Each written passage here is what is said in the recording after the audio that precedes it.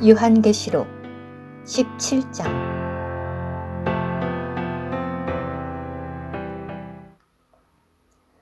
또 7대접을 가진 7천사 중 하나가 와서 나에게 말하였습니다. 이리 오십시오. 많은 물 위에 앉아있는 큰 창녀가 받을 심판을 보여드리겠습니다. 땅의 왕들이 그 여자와 더불어 음행을 하였고 땅에 거하는 사람들도 그 여자의 음행의 포도주에 취하였습니다. 내가 영안에 있었는데 그 천사가 나를 데리고 광야로 갔습니다. 나는 진홍빛 짐승 위에 앉아있는 한 여자를 보았습니다. 그 짐승은 모독적인 이름들로 가득하고 7머리와 10뿔이 있었습니다. 그 여자는 자주색과 진홍색 옷을 입고 금과 보석과 진주로 치장하고 손에는 금잔을 가졌는데 그 금잔에는 가증한 것들과 음행의 더러운 것들이 가득하였으며 그 여자의 이마에는 비밀, 큰 바벨론, 땅의 창녀들과 가증한 것들의 어미라는 이름이 적혀 있었습니다. 또 나는 그 여자가 성도들의 피와 예수님을 증언한 이들의 피에 취한 것을 보았습니다. 내가 그 여자를 보고 크게 놀라서 이상하게 여기니 그 천사가 나에게 말하였습니다. 왜 놀라십니까? 내가 그 여자의 비밀과 그 여자를 태운 짐승, 곧 7머리와 10뿔이 있는 짐승의 비밀을 말해주겠습니다. 그대가 본 짐승은 전에 있었다가 지금은 없지만 장차 무저갱에서 올라와서 멸망하여 버릴 것입니다. 창세 때부터 생명책에 이름이 기록되지 못하고 땅에 거하는 사람들은 그 짐승이 전에 있었다가 지금은 없지만 장차 나타나는 것을 볼 때 놀라게 될 것입니다. 여기에 지혜로운 생각이 필요합니다. 7머리는 그 여자가 앉아있는 7산이며 또한 7왕입니다. 5은 넘어졌고 하나는 지금 있으며 다른 하나는 아직 오지 않았는데 그가 오면 반드시 잠시 동안 머물 것입니다. 전에는 있었지만 지금은 없는 그 짐승이 바로 8째 왕입니다. 그도 7 중에서 나온 자로서 멸망하여 버릴 것입니다. 또 그대가 본 10뿔은 10왕입니다. 그들은 아직 왕국을 얻지 못하였으나 1시간 동안 그 짐승과 더불어 왕들이 되는 권세를 받을 것입니다. 그들은 생각을 같이하여 자기들의 능력과 권세를 짐승에게 줄 것입니다. 그들이 어린 양과 싸울 것입니다. 그런데 어린 양께서 그들을 이기실 것입니다. 왜냐하면 그분은 모든 주인의 주님이시고 모든 왕의 왕이시기 때문입니다. 또 어린 양과 함께 있는 사람들, 곧 부름받고 선택받은 신실한 사람들도 그들을 이길 것입니다. 그 천사가 또 나에게 말하였습니다. 그대가 본 물, 곧 그 창녀가 앉아있는 물은 백성들과 군중들과 민족들과 언어들입니다. 그대가 본 10뿔과 그 짐승이 창녀를 미워하여 황폐하게 만들고 벌거벗겨 그 여자의 살을 먹고 불로 완전히 태울 것입니다.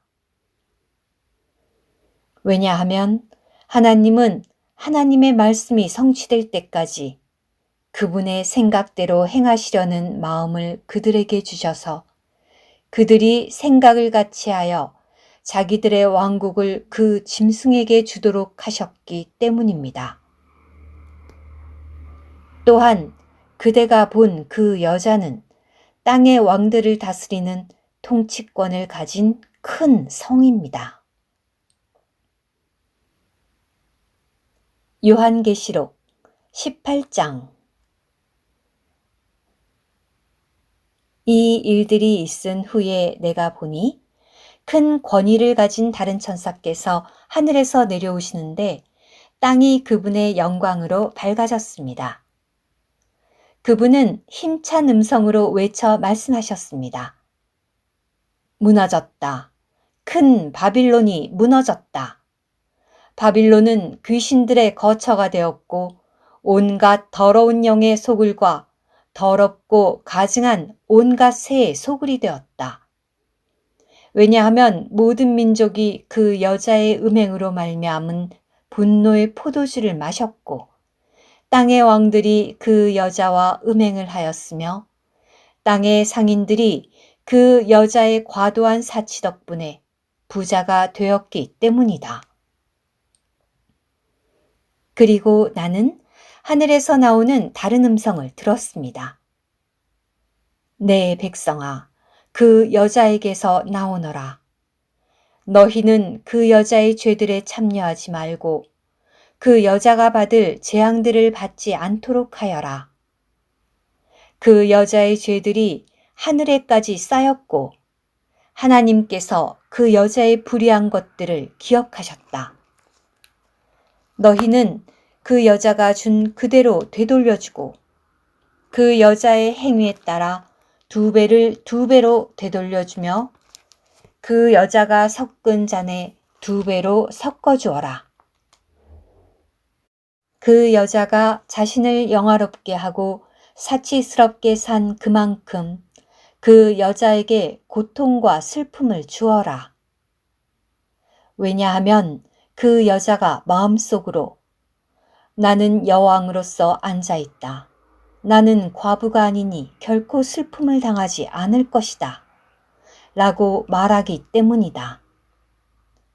그러므로 그 여자의 재앙들, 곧 죽음과 슬픔과 기근이 하루 만에 닥쳐올 것이고 그 여자는 불에 완전히 타버릴 것이다. 그 여자를 심판하시는 주 하나님은 강하신 분이시기 때문이다. 그 여자와 음행을 하고 사치를 일삼던 땅의 왕들이 그 여자를 불태우는 연기를 보고 가슴을 치고 통곡하며 그 여자가 받는 고통을 두려워하여 멀리 서서 말할 것입니다. 화가 닥쳤구나. 화가 닥쳤구나. 큰 성 바빌로나, 강한 성아, 너에 대한 심판이 1시간 내에 이르게 되었구나. 땅의 상인들도 그 여자를 보고 가슴을 치며 통곡할 것입니다. 왜냐하면 더 이상 그들의 상품을 살 사람이 아무도 없기 때문입니다.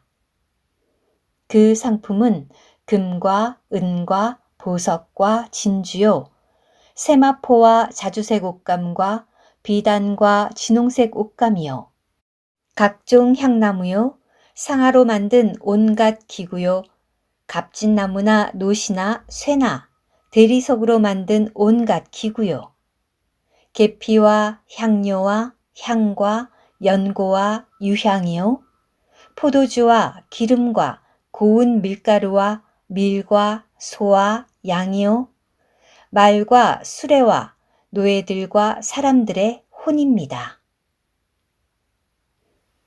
너의 혼이 탐내던 익은 과일들이 너에게서 떠나갔고 화려하고 찬란하던 것들이 모두 사라졌으니 사람들이 다시는 그것들을 찾지 못할 것이다.